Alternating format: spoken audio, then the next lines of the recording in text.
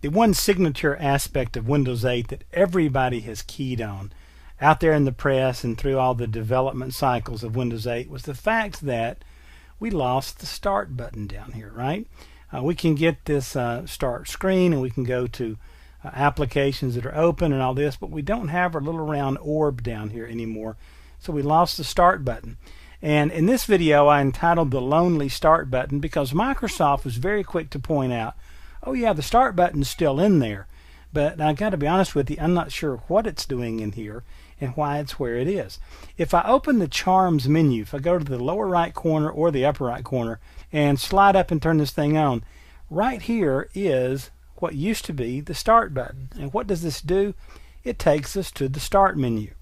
And if I click this, notice that it took me out to the Windows 8 application that I had open, my email. Okay, so I'm going to close this down and show you that if I go back to Charms, right, and I go to the start button, it takes me to the desktop. Then if I come back out and click on start, it takes me back out to start. So apparently what Microsoft was thinking was, if I'm out to the desktop, then I can easily get back to start by going into Charms. I just hit Windows logo key C to get Charms and then click on start and go out there.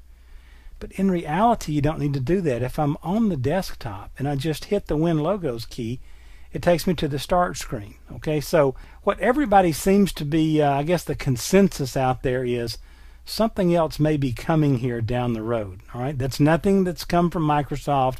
There's just a bunch of nerds out there speculating about why would they put something here that doesn't really seem to have a purpose. Okay, so this is really the old start bar, but it behaves kind of interesting. And again, if I have an app open, if I have one of these Windows 8 apps open, you'll notice that if I hit the Windows logo key down here, it'll take me back to the start menu, and then it takes me back to that open app. Okay, if I close this app, a Windows 8 app, and now I hit the Win Logo key and move back and forth, it switches me between the start screen and the desktop. Okay, so the same functionality happens right out here with this start menu key, okay, or this start button out there in Charms. It behaves the same way. So this is probably the least used button you're going to use in Windows 8. Not really sure why it's out there. That's kind of been the hot topic in some of the developer conferences I've been to. But I just wanted you to know what that middle button is for out there in the Charms menu. And as it turns out, probably not a whole lot. But technically, we do still have the start button.